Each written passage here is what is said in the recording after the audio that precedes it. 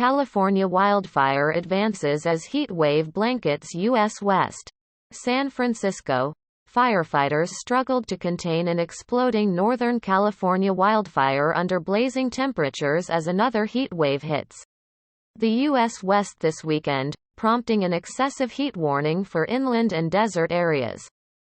On Friday, Death Valley National Park in California recorded a staggering high of 130 degrees Fahrenheit, 54 Celsius, and could reach the same high on Saturday. If verified, the 130-degree reading would be the hottest high recorded there since July 1913, when the same Furnace Creek Desert area hit 134 F, 57 C, considered the highest reliably measured temperature on Earth. Beckworth Complex, 2 lightning caused fires burning 45 miles, 72 kilometers, north of Lake Tahoe. Showed no sign of slowing its rush northeast from the Sierra Nevada forest region after doubling in size between Friday and Saturday. California's northern mountain areas already have seen several large fires that have destroyed more than a dozen homes. Although there are no confirmed reports of building damage, the fire prompted evacuation orders or warnings for roughly 2,800 people along with the closure of nearly 200 square miles, 518 square kilometers, of Plumas National Forest. On Friday, hot rising air formed a gigantic, smoky pyrocumulus cloud that reached thousands of feet high and created its own lightning, Fire Information Officer Lisa Cox said. Spot fires caused by embers leapt up to a mile, 1.6 kilometers, ahead of the northeastern flank, too far for firefighters to safely battle, and winds funneled the fire up draws and canyons. Full of dry fuel, where it can actually pick up speed, Cox said. The flames rose up to 100 feet, 31 meters, in places, forcing firefighters to focus instead on building dozer lines to protect homes. Firefighters usually take advantage of cooler, more humid nights to advance on a fire, Cox said, but the heat and low humidity never let up. The more than 1,200 firefighters were aided by aircraft. But the blaze was expected to continue forging ahead. The air was so dry that some of the water dropped by aircraft evaporated before reaching the ground, she added. We're expecting more of the same the day after and the day after and the day after, Cox said.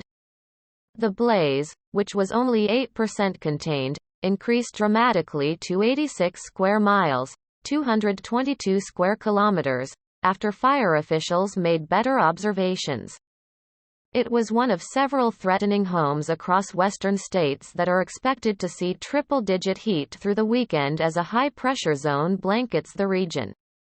The National Weather Service warned the dangerous conditions could cause heat-related illnesses, while California's power grid operator issued a statewide flex alert from 4 p.m. to 9 p.m. Saturday to avoid disruptions and rolling blackouts.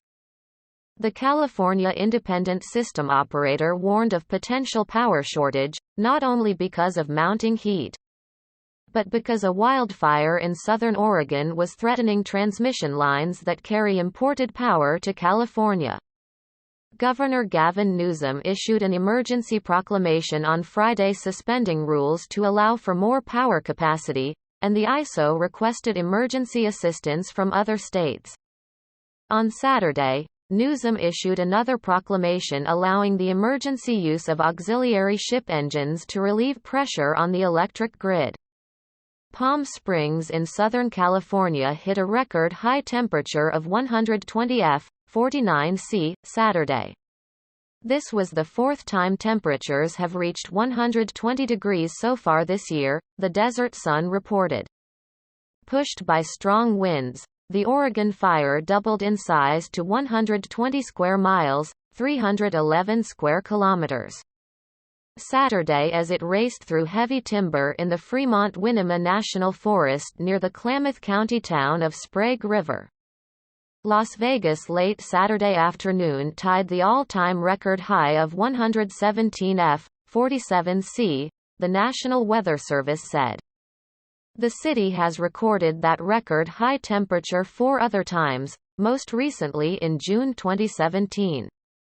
NV Energy, Nevada's largest power provider, also urged customers to conserve electricity Saturday and Sunday evenings because of the heat wave and wildfires affecting transmission lines throughout the region.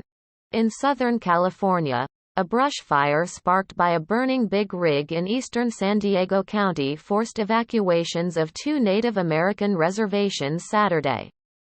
In north-central Arizona, Yavapai County on Saturday lifted an evacuation warning for Black Canyon City, an unincorporated town 43 miles, 66 kilometers, north of Phoenix, after a fire in nearby mountains no longer posed a threat.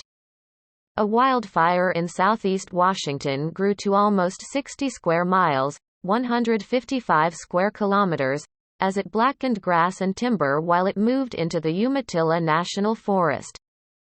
In Idaho, Governor Brad Little declared a wildfire emergency Friday and mobilized the state's National Guard to help fight fires sparked after lightning storms swept across the drought-stricken region. Fire crews in north-central Idaho were fighting 3 lightning-sparked wildfires covering a combined 62 square miles, 160 square kilometers. The blazes threatened homes and forced evacuations in the tiny, remote community of Dixie about 40 miles, 64 kilometers, southeast of Grangeville. Associated Press writers Bob Jablin in Los Angeles, Martha Belisle in Seattle and Paul Davenport in Phoenix contributed to this story.